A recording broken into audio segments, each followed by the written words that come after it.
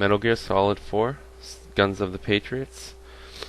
Essentially, in Metal Gear Solid 4, you play as Snake, who is now Old Snake, because he is rapidly aging through disease, through fox dye, which is affecting his body chemistry.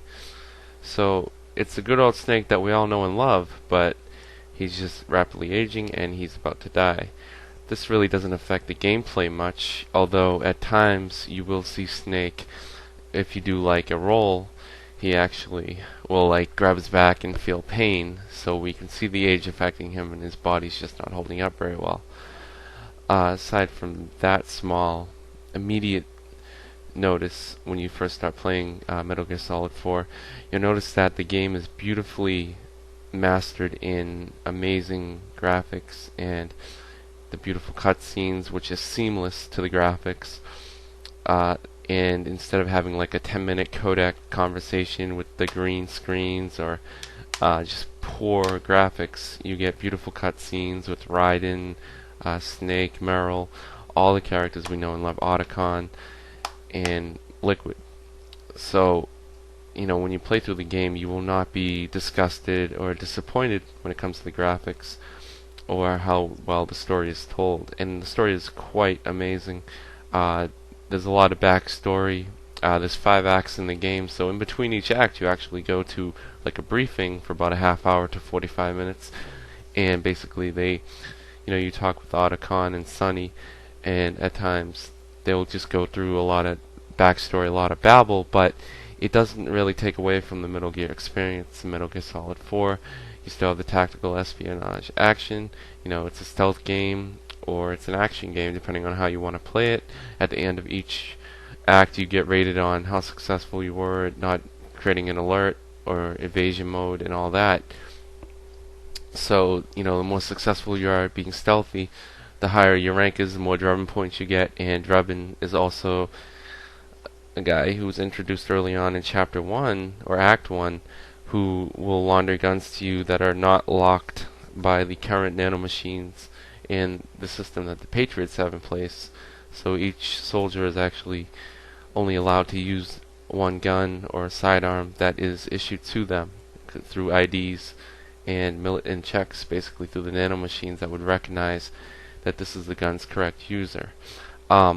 So he will actually, if you pick after you kill soldiers, or actually use CQC to put them out or put them out cold, you can pick up their weapons or ammo, and excuse me, he will actually unlock the guns for you and launder them for you, so you can use them in future battles or future chapters or acts, basically.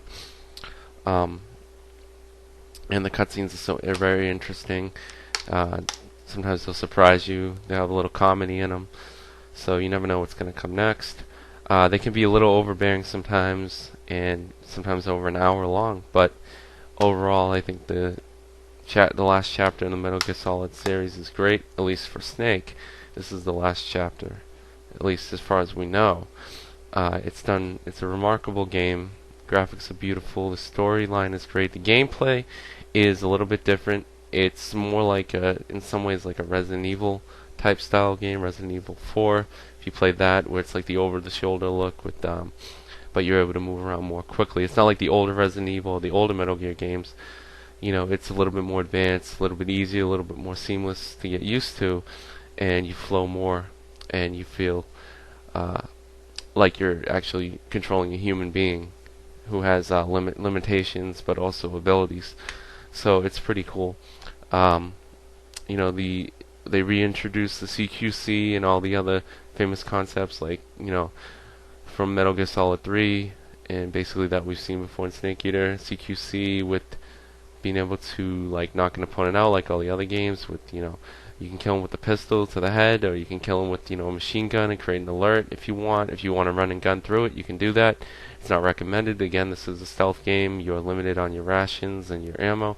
Although in Metal Gear Solid 4, I admit the rations are a bit limited, but ammo and guns are plentiful in every stage, so you should never have a problem with ammo or being able to kill guys. But your rations at times do tend to deplete rather quickly if you just run and gun, or you struggle with bosses and you use a lot of them. So I would be wary of trying to just run and gun through this, and you get a better rating if you don't just run and gun through it.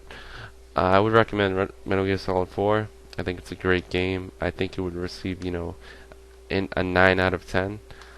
Story would definitely get a 10 out of 10. Graphics would be 9.5 out of 10. Gameplay would be 9 out of 10. So if you're looking for a great espionage game, if you love the Metal Gear series, if you've been following Snake, this is definitely good closure to the series. And I'm not going to reveal anything or any spoilers here. Also, it has online play up to 16 players in the ultimate squad-based tactical shooter. So you can go on Metal Gear Online and play, well after you complete the story. You can go online. That just gives you so much replay value in the game. And I would rate the online play at about 7 out of 10 because when you first start, the controls are a little hard to get used to, and I'm used to first-person shooter on the computer, and it's very quick and easy to aim with the mouse.